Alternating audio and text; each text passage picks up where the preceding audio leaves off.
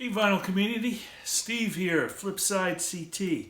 Hey, thank you for joining me. My channel is about some vinyl records that I buy, turning on some bands, some vinyl finds that I have that I think are cool. And also I do documentaries, which a lot of you have been joining and subscribing to me. So that's what my channel is about and what I present. All about the turn on, the rock and roll turn on. And there has, as I've been saying in my past videos, an increase in subscribers. So I do have to welcome you new ones that are coming in and for the first time seeing this. You'll see past videos I talk about these vinyl records I'm finding, bands. If you watch some of those, you'll learn about some really cool bands that you may not know of and know about. And there's a lot of people out in the vinyl community who do the same thing. Some great folks out there turning people on to some great music. You know, we got the mainstream, and then we have some people who have some really great knowledge and take advantage of this to learn about it. Of course, Stones is really big in my world. That's what some of my past documentaries are, but as I keep saying, I got the Lou Reed, the Dolls, Brian Eno, some Ramones, Johnny Thunders, just several documentaries that I do, a punk. So check things out, you know, let me know. I do want to say, and I'm going to repeat myself again, that with the Let It Bleed documentary I've been having, it's been great exposure, a lot of people enjoying it, most the people, you know, 98%. And I get to get these few people who are just commenting only on how I pronounce names, you know, or my voice or my delivery. And I'm again going to say they are removed from my channel. I don't need bullshit people to sort of critique me on how I pronounce things. You know, people say the word schedule as schedule, parameters for parameters.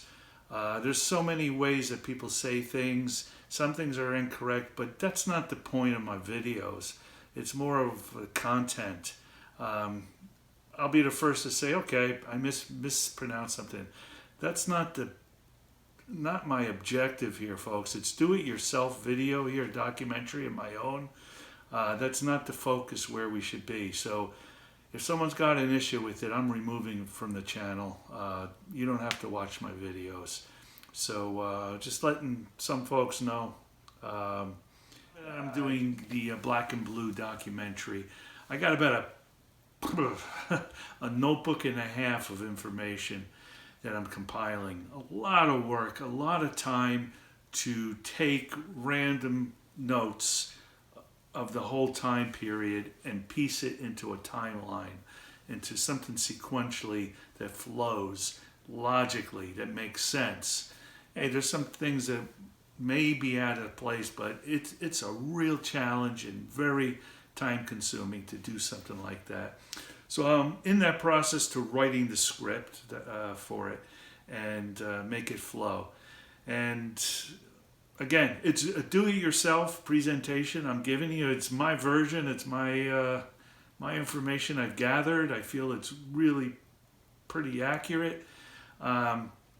So I appreciate those that have been following and digging what I've been presenting. So thank you so much. It means a lot because it's, again, a lot of work. So I wanted to get that out of the way. And this past Sunday, so today's May 24th, I bought this single. I went to a flea market for the first time in 2 years.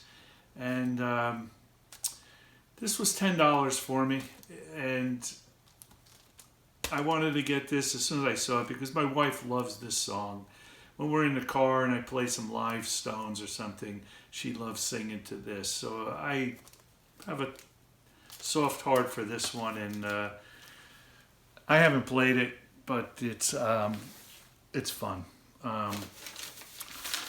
So 2 albums I want to show. As I mentioned, I show the vinyl records. I'm just going to show you something. Maybe you might be interested, those who are not into vinyl.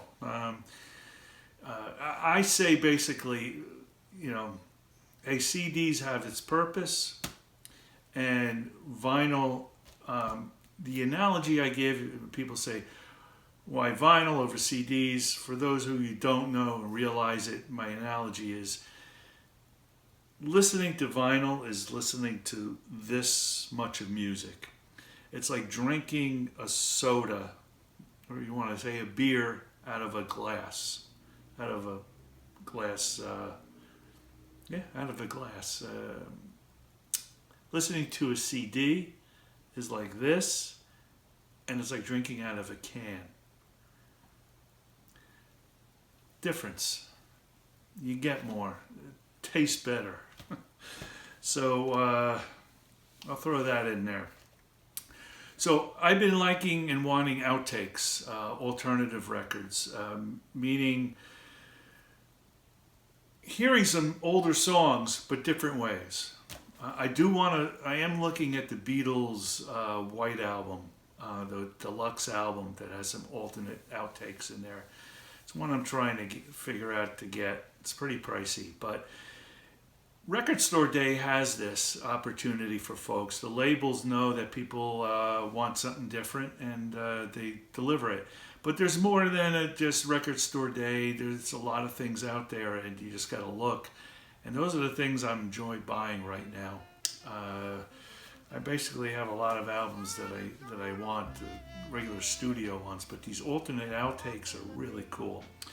This one person who I'm going to show right now doesn't need much explanation. I mean, this guy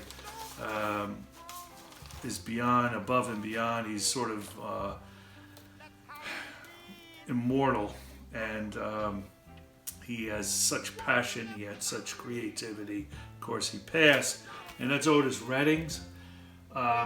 It's not just sentimental. This was put out in '91 and recently on vinyl. Past few years. 14 songs on here. They're not polished songs.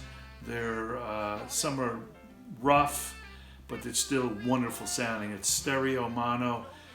Booker T, MG, Steve Cropper on here. This is Stax and Volt recordings. About 14 songs, just different versions and magnificent. The song Gone Again is just outstanding. All his work is just marvelous.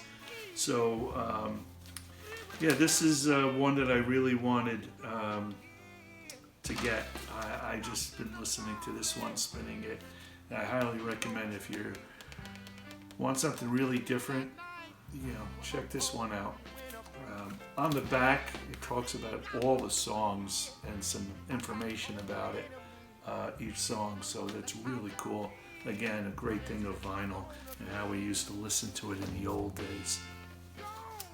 This next record is Neil Young's Shakespeare. Just recently put out in March, one of his archives albums, and it's a 1971 recording from January 23rd. I think he did 2 shows. The great thing for me is that it was done at Shakespeare Theater in Stratford, Connecticut, something nearby where I live. The theater no longer exists. It was burnt down in 2019 by arsonists. 3 teenagers, and they got busted. They burnt down a few other places. So the whole neighborhood really was glad that these kids got caught. And I'm sure they're serving well. So the Shakespeare Festival in Stratford is about 20 miles west of New Haven, Yale University. And it was a hidden gem, not only Shakespeare, but other theater productions and other playwrights, of course. If you look it up, it's a hidden gem, a hidden secret. Of course, it's been 20 years abandoned, the place. and I think they're looking to do some more. Anyway, I'm getting carried away on Shakespeare. So that's why I really enjoyed this one. I had to get it. This was recorded 3 days after Massey Hall in '71. I think January 19th was that gig, and then 23rd was this one.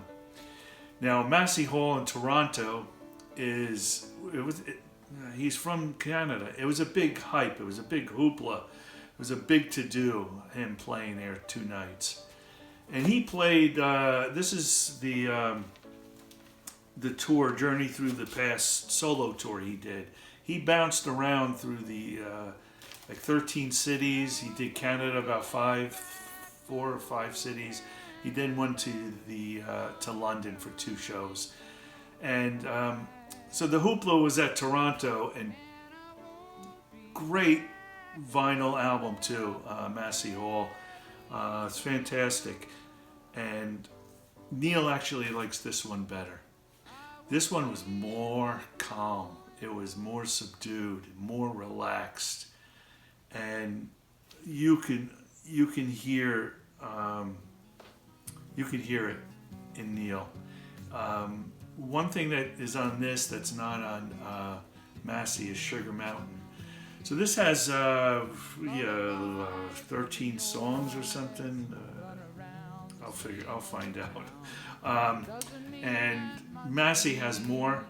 So, but Sugar Mountain, like I said, is on this one. This is Reprise, and Neil even says how much like I said, he adores this one much better. Phenomenal record. I know it's similar to Massey, but you hear the difference. I just love Neil. Early Neil. It really captures him. This was filmed in 16 millimeter. So this is analog and remastered. It was from his archives. It was made for German TV, and the 16 millimeter archive is still very visually really nice, but it never got to TV. It was just put into the archives and stored away. So Neil finally brought it out, and the 16 millimeter footage is really great to see. What's cool about this is his bantering. The crowd is casual, and he even comments, about them being like from Yale University, probably. And his banter is pretty sincere, and he's deep. But so I'm not going to go song by song through this. Either you know it or you don't, and it's just really wonderful album. If you're a casual fan, I would say, yeah, get this. It's a no-brainer. Early Neil acoustic is just kick back, cool rock and roll, and I just love early Neil, especially. I love the Crazy Horse. The newer, later Neil, I'll listen, but won't get it like I do this.